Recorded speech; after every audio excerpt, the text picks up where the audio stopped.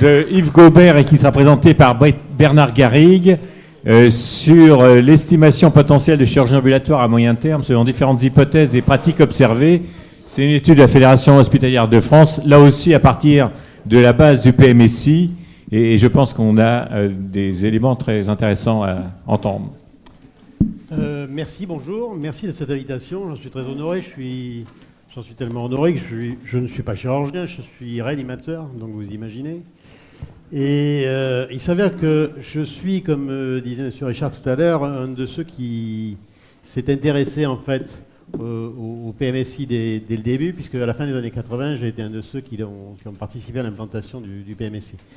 Et c'est pourquoi je suis là devant vous pour parler de l'estimation du potentiel de chirurgie ambulatoire à moyen terme sur différentes hypothèses.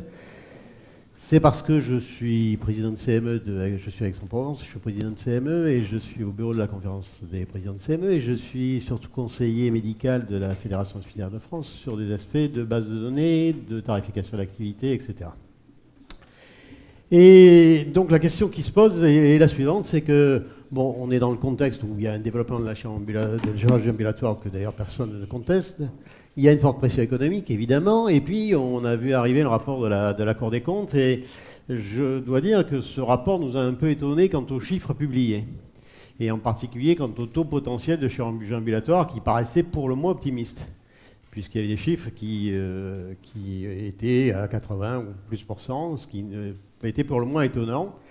Et donc, comme en fait la Fédération hospitalière de France dispose de la base de données PMSI, la base de données PMSI, pour vous donner une idée, je suis évidemment tout à fait d'accord avec ce qui vient d'être dit, c'est 22 millions d'enregistrements annuels. Et donc, il faut imaginer qu'en termes de descriptif, c'est un pouvoir de description extrêmement fort. Et on a regardé ce qu'il y avait dans cette base. Donc, on a... et ce que je vais donc vous montrer, regardez l'activité chirurgicale qui était dans la base totale, puisque c'est la base qui regroupe tous les établissements, quel que soit leur statut, quelle que soit leur taille, quel qu'il soit. Et puis on a essayé de faire des hypothèses optimistes d'accroissement du taux de chirurgie ambulatoire pour savoir ce qu'il en était. Alors je précise que il s'agit de 2012 et que bien entendu c'est une vision instantanée, on n'est pas dans une vision à 10 ans. En fonction de l'évolution des techniques chirurgicales, par exemple. Et puis, on a regardé les conséquences sur le taux d'ambulatoire moyen observable. Ça donne ça. Donc, la base nationale PMSI 2012, ça donne 5 600 000 séjours avec un GHM de chirurgie. Sur l'ensemble, sur ces 5 millions, il y a 2 231 000, zéro nuit, c'est-à-dire de la chirurgie. Donc ça fait aux alentours de 40%. Et il s'agit de taux brut, je précise. C'est-à-dire qu'on fait un ratio où on dit je regarde les 0 jours et puis je regarde le reste de la chirurgie, quelle qu'elle soit la chirurgie. Ce qui veut dire qu'il y a notamment tout un tas de chirurgies, évidemment, en termes de nature de chirurgie, de complexité, mais il y a aussi bien de la chirurgie d'urgence que de la chirurgie programmée, bien entendu. Donc ce taux brut, bien entendu, mérite une analyse complémentaire. Et c'est ce qu'on va essayer de faire ensemble pour voir... à quoi on peut arriver et finalement qu'est-ce qu'on peut en conclure. Donc effectivement, je ne sais pas si ce truc marche, si j'appuie. C'est le premier bouton. Premier bouton, oui. Donc vous avez le total, vous avez les 0 nuits qui sont exprimés ici, et puis tout le reste, c'est le reste de la chirurgie. On va le séparer, je vais vous le détailler. Ici, on a essayé de séparer un premier groupe de patients, c'était les patients entrés en urgence et les transferts, ou bien les plus de 90 ans, ou les décédés. Et puis ensuite, il y a des niveaux de sévérité que je vais vous décrire. Les niveaux de sévérité dans le PMSI, ce sont les comorbidités. On en parlait il y a une minute et effectivement, c'est un pouvoir descriptif fort. Dire qu'il n'y a que les comorbidités classantes dans la base PMSI, non. Parce que, à dire vrai, c'est qu'il y ait peut-être une plus forte proportion, peut-être, mais de toute manière, on n'a pas d'éléments de référence pour le dire. Et puis en plus de ça, personne n'est capable, vu la complexité en fait, de l'algorithme, de dire que tel CMA aura un effet ou n'aura pas d'effet. Bien sûr, on sait que tel diagnostic est une CMA, ça veut dire qu'elle va introduire un niveau de sévérité et qu'elle va introduire un niveau de sévérité de niveau 2, un niveau de sévérité de niveau 3, un niveau de sévérité de niveau 4. Niveau de sévérité de niveau 4, ça veut dire quoi, par exemple? Ça veut dire simplement un malade qui est septicémique, qui a un choc hémorragique, qui a un choc septique. c'est un niveau 4, par exemple. Si vous avez un malade qui a une malnutrition sévère, c'est un niveau 3. Alors bien sûr, en réalité, mon discours est simplifié parce que la comorbidité qui va introduire le niveau de sévérité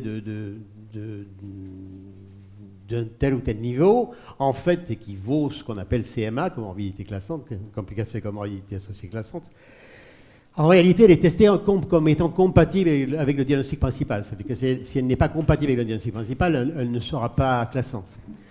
Donc, on va regarder ce que ça donne. Donc, la base sur laquelle on parle, c'est le seuil plancher, c'est celui qu'on a vu tout à l'heure, c'est le taux brut, 40%, il est en jaune, et donc c'est la situation actuelle, telle qu'elle.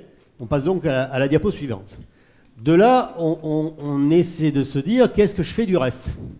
Et alors, ce que je fais du reste, c'est la ligne horizontale jaune, et puis ce sont les entrées en urgence, ce sont les transferts, les plus de 90 ans et les décès que j'évoquais il y a une minute. Il y en a 15%.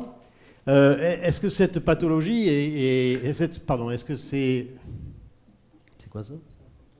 C'est un meilleur pointeur. Est-ce que ces types de chirurgie entrée en urgence sont faisables en ambulatoire?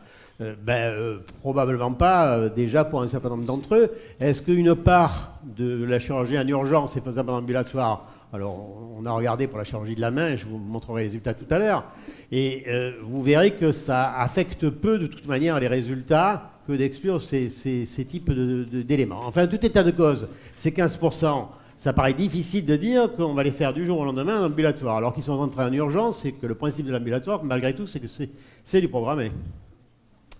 Le deuxième élément, c'est qu'on a séparé, alors je ne l'ai pas décrit tout à l'heure sur la première diapositive, mais on a séparé les actes par niveau de complexité. Alors, il y a des actes de chirurgie lourde qui sont tout à fait indiscutables, il y a des actes de chirurgie courante qui sont tout à fait indiscutables aussi, puis il y a des actes de chirurgie intermédiaire. Et là, il faut bien dire qu'on pourrait discuter de savoir si on le met ou dans la chirurgie vers le bas, vers le haut, suivant les types d'actes, ça peut se nuancer. Vous verrez tout à l'heure que de toute manière, la sensibilité est assez faible. De toute manière, on peut difficilement penser que la chirurgie lourde est faisable en ambulatoire. Ou alors, il faut profondément changer l'organisation péri-hospitalière pour permettre d'accepter les malades lourds, parce que je ne sais pas bien comment on peut faire. Alors, comme en plus une partie des malades lourds, c'est une partie des pathologies que je vois, j'ai du mal à penser que ça puisse être accessible. De la même manière, on peut se dire que les niveaux de sévérité élevés, c'est-à-dire en fait les niveaux dont je vous parlais tout à l'heure, 3 et 4, c'est-à-dire qui ont des comorbidités classantes, qui sont celles que je vous ai décrites, c'est-à-dire les problèmes infectieux sévères ou d'un autre côté les malnutritions, puissent être faisables aussi en ambulatoire. Et donc on en arrive en fait à un dernier chapitre qui finalement, tout ce chapitre-là est sûrement récupérable, et puis on va voir effectivement ce qu'on peut en faire. Alors, ce potentiel maximum dans notre hypothèse, après on peut discuter des hypothèses, c'est 25%.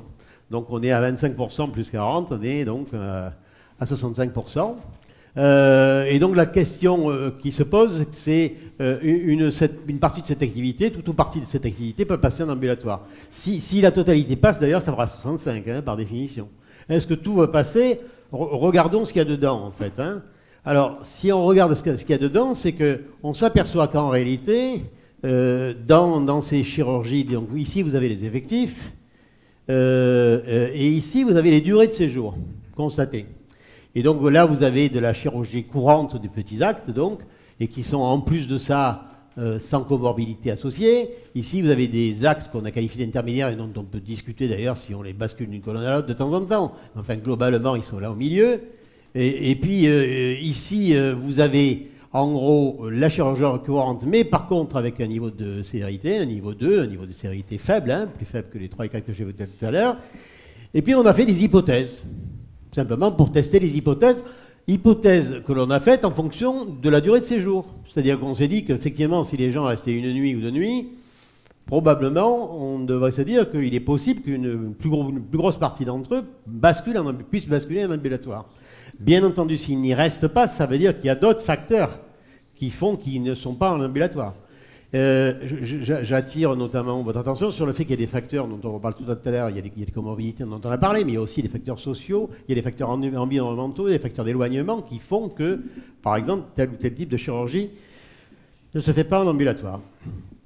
Et donc au total, on a fait des hypothèses qui ne sont que des hypothèses de passage. Ici, par exemple, on a dit qu'au total, on met 95% par exemple des séjours de une nuit en chirurgie courante sans comorbidité qui peuvent passer en ambulatoire. Et on a dit que les séjours de plus de 5 nuits ou plus, on imaginait mal que, je veux dire, quelqu'un reste 5 nuits à l'hôpital pour rien pendant les 4 nuits qui suivent, entre guillemets, ce qui pourrait être une chirurgie ambulatoire.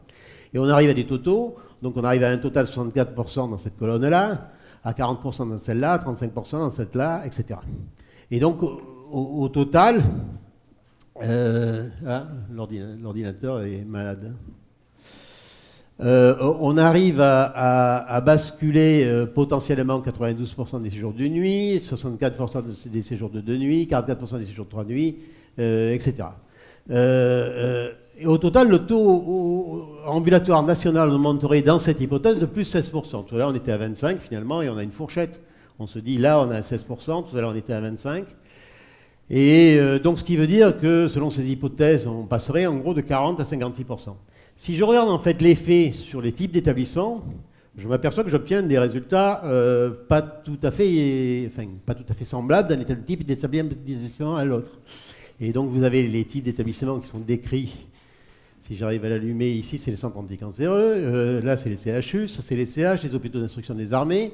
Tous les établissements à but non lucratif. Le privé lucratif. Et puis, vous avez le total. Alors, on a fait, bien entendu, une fourchette. Puis, on a dit, donc, au total, finalement, ça pourrait aller de 40% à la situation actuelle. À 65%, j'ai incorporé tous mes niveaux intermédiaires. Ça, c'est le résultat pour le total. Si je regarde le résultat, alors après, je peux prendre des chiffres divers. Si je me mets à regarder les CHU, si j'arrive à retrouver le pointeur qui a disparu, donc c'est la ligne du bas, ça va de 23% à 49%. Pourquoi ? Parce qu'on n'y trouve pas les mêmes taux de chirurgie classés par niveau de complexité d'une part, et puis qu'on n'y trouve pas les mêmes taux des niveaux dont je parlais tout à l'heure. Si je regarde les CH, on a une variabilité qui est de 31 à 53%. Si on regarde les hôpitaux d'instruction des armées, voilà, la moyenne est ici, on passe de 25 à 56%. Les ESPIC, vous avez la ligne suivante. Et finalement, les établissements privés qui sont ici, qui vont de 49 à 75%. Donc, en conclusion, qu'est-ce que ça veut dire tout ça ? Ça veut dire que cette étude, qui est une étude tout à fait préliminaire, elle ne prétend pas être un aboutissement définitif de l'étude de la chirurgie ambulatoire potentielle en France. Mais elle permet d'objectiver ce qu'on trouve en grande masse actuellement dans la base PMSI 2012 sur l'activité de chirurgie. Et en se disant, finalement, à partir de cette activité de chirurgie, quelle peut être l'évolution raisonnable ? Force est de constater que les chiffres que l'on obtient là sont beaucoup moins, optimistes que les chiffres qu'on trouve dans le rapport de la Cour des comptes.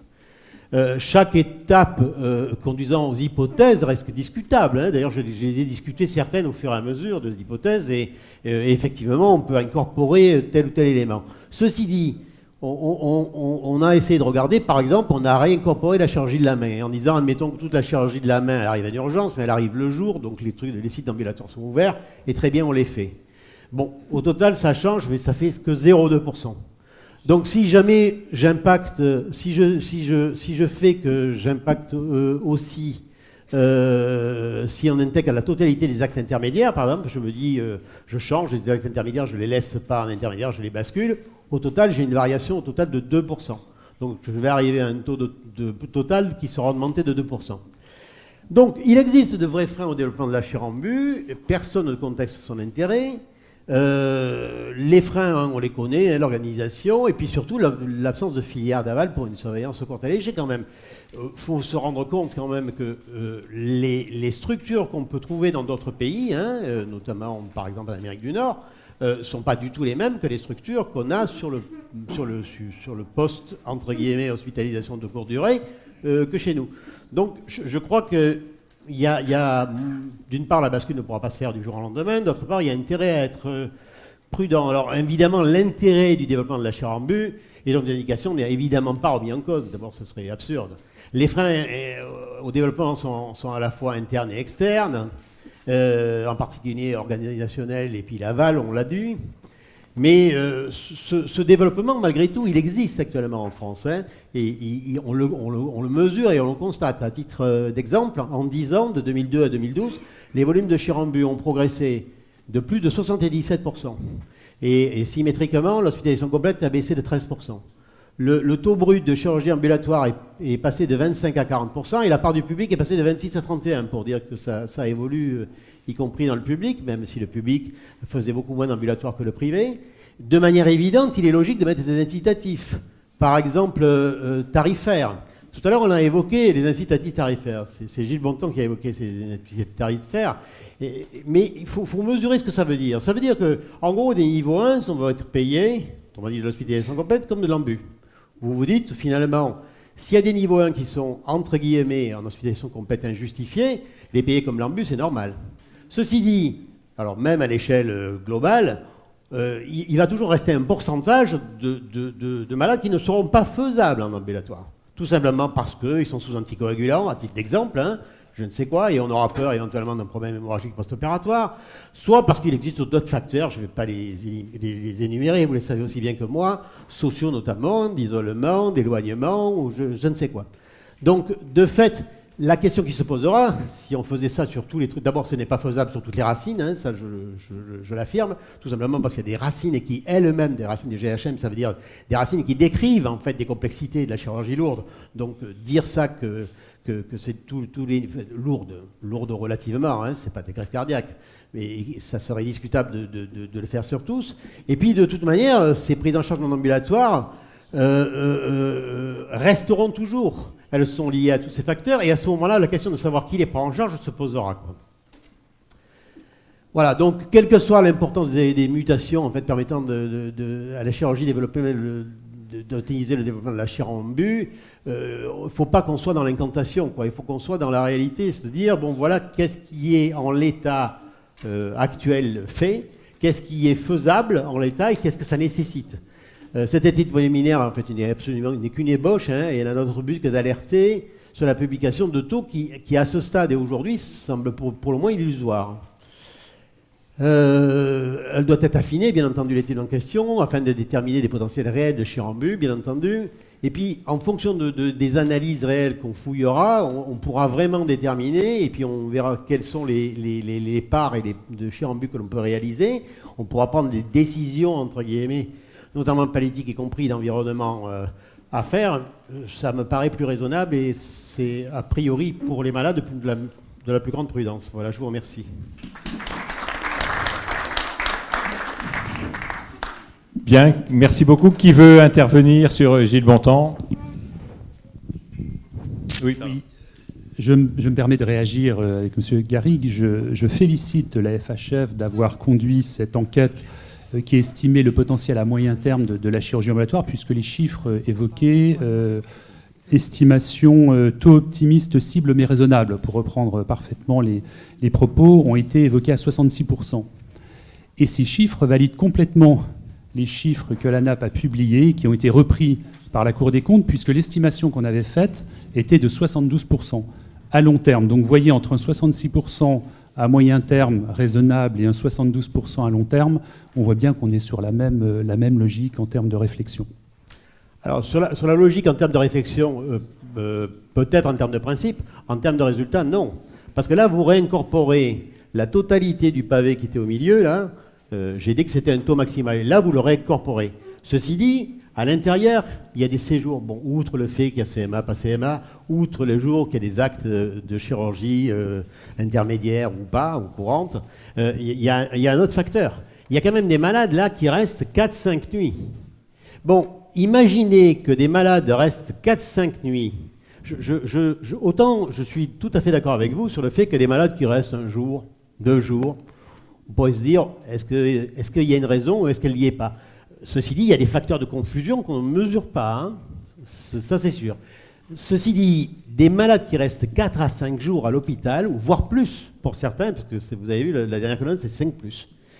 Moi, dire que ces malades ils sont basculables instantanément en ambulatoire, enfin instantanément, alors j'exagère un peu, mais ça me paraît, moi, à ce stade, un peu optimiste, quoi. Donc je le réexprime comme ça.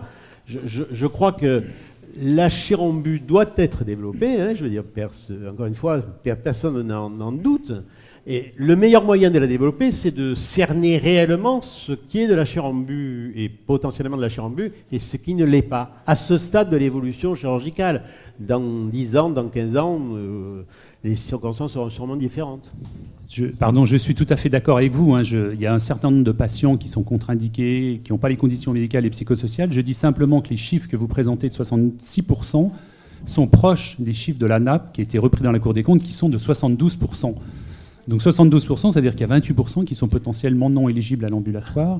Donc entre 66 et 72, je veux dire que la marge de manœuvre est extrêmement... Oui, mais dans la grande presse, on entend plus ces chiffres de 80%. Oui. Non, les chiffres de la NAP sont de 72%. Non, je ne parle pas ceux de la NAP. Oui. Non, mais je veux dire, après les politiques, à l'assistance publique, on nous dit toujours, les objectifs, c'est 80%. C'est le chiffre qui est donné en permanence. Je crois que le travail, moi je l'ai lu attentivement avant, comme toujours, il peut y avoir des biais, des discussions, mais l'approche est assez intéressante parce que ça permet, et vis-à-vis des professionnels, je pense qu'il vaut mieux partir sur des chiffres raisonnables, en sachant qu'à 5 ou 10% près, on peut éventuellement se tromper, que sur des chiffres où les gens disent mais c'est pas possible, donc j'y crois pas. C'est un problème général. Oui. Oui, alors bonjour. Oui, puis Christine. Stéphane Finkel, FHF. Donc j'ai participé à l'étude. Alors les chiffres sont importants.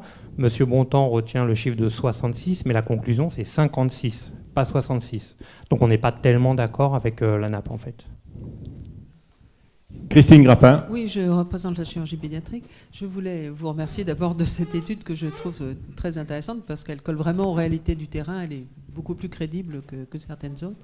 Et je voulais juste apporter une petite précision, c'est que la totalité des enfants de moins de 6 mois, bon, ça ne représente pas énormément c'est pas une grande quantité de malades, mais enfin, ils existent. Il y a une chirurgie chez les enfants de moins de 6 mois, n'est pas éligible à la chirurgie ambulatoire. Absolument. Donc ça représente peut-être un petit pourcentage. C'est un biais de l'étude parce qu'en fait, effectivement, on ne les a pas considérés. Donc, vous avez tout à fait raison. Alors, cela dit, ce qui est intéressant, j'avais demandé quand Gérard Vincent m'avait montré les résultats de l'étude, à propos des urgences, j'avais dit la chirurgie de la main, maintenant, elle se fait, même en urgence, en ambulatoire. Et donc, ils ont refait les calculs, mais c'est intéressant de montrer. Donc, c'est un argument qualitatif qui est acceptable, mais sur le plan quantitatif, on voit que ça joue à 0, quelque chose %. Et donc, c'est là où c'est aussi intéressant comme étude, parce que ça montre que certains arguments tiennent ou ne tiennent pas suivant les choses.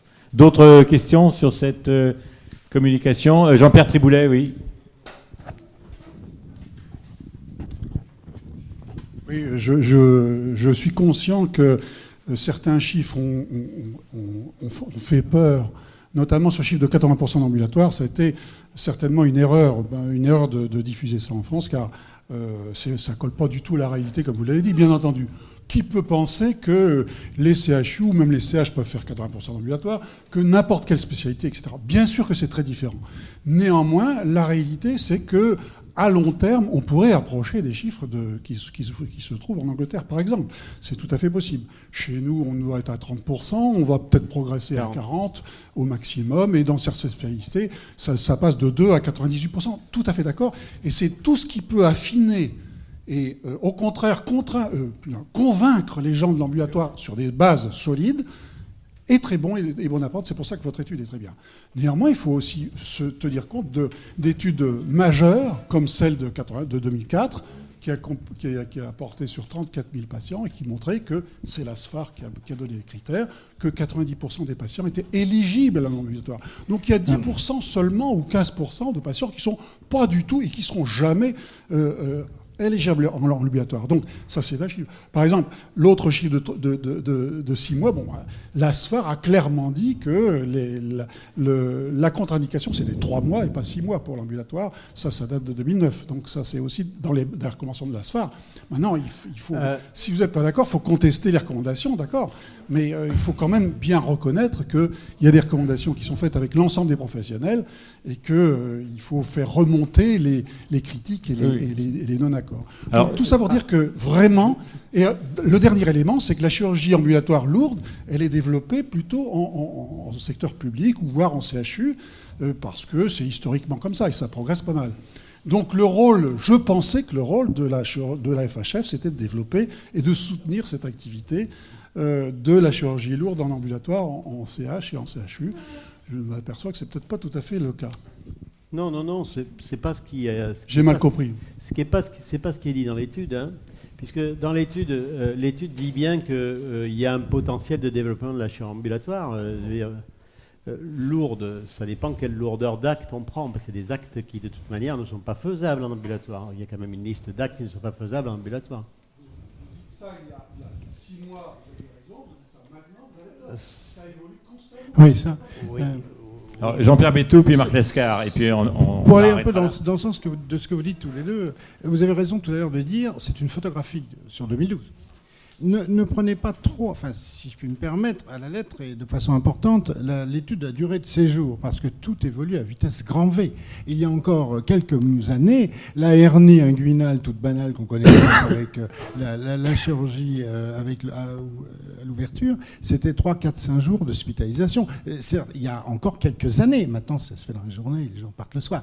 Les cholécystectomies simples, il y a encore quelques années, et même encore maintenant, certains les gardent 3-4 jours à l'hôpital, ils font venir la veille pour les opérer le lendemain, etc. etc. Si vous prenez le critère durée de jour, là, vous allez avoir, à mon avis, ce que vous avez présenté n'est pas complètement juste. C'est-à-dire que ce n'est pas un critère, c'est à mettre avec le reste, mais la durée de séjour, surtout si on prend en compte que les besoins en hébergement non médicalisés, qui commencent à apparaître, couplés à la chirurgie ambulatoire ou à la chirurgie conventionnelle, et les durées moyennes de séjour vont s'effondrer considérablement. C'est ça que je tenais à vous dire. Alors, Marc, une réponse brève, et puis Marc Lescar. Non, qui est une diminution des durées de séjour, c'est un constat, hein, donc c'est un fait, vous avez raison, donc il n'y a pas de discussion sur le sujet. Ceci dit, à un instant, alors vous avez raison aussi sur l'autre point, c'est que, bien entendu, avec l'évolution des techniques, mais qu'en l'état, on ne connaît pas. Moi, ce qu'il va y avoir dans 5 ans, je ne le sais pas. Surtout en diffusion, en dissémination, en recherche. On peut. En dissémination, en l'état, je ne peux pas répondre à cette question. Donc, dire que les techniques évolueront et que éventuellement des choses vont se simplifier, vont diminuer en termes de lourdeur pour le patient, sûrement. Ceci dit, à un instant T, bien sûr, il peut y avoir des gens qui gardent de manière indue, entre guillemets, des malades en durée de séjour. Ceci dit, ils sont de plus en plus, contraints, parce que les capacités sont de plus en plus contraintes, et il faut vraiment tomber sur des structures qui n'ont plus du tout d'activité pour arriver à garder des malades pour rien, des durées de séjour comme ça. Donc, dans la question qu'on a derrière la tête, c'est pas qu'on se fie aux durées de séjour, c'est qu'on se dit quels facteurs de confusion je ne connais pas qui font que éventuellement ces malades restent. Et alors il peut y avoir de l'indu, bien entendu, vous avez raison. Ceci dit, il n'y a pas que ça, il n'y a pas que de l'indu. Il y a aussi des malades qui restent parce qu'il y a d'autres raisons sur le fait qu'ils restent. Une remarque sur la réponse tout à l'heure, sur l'étude de la SFAR, je crois que le dénominateur n'était pas le même que sur 90, hein, c'est-à-dire c'était une liste fermée d'actes. C'était pas une liste ouverte d'actes. Là, dans le cas précis, il y a tous les actes qui existent. Hein. Merci beaucoup. Je pense qu'on peut applaudir ce travail.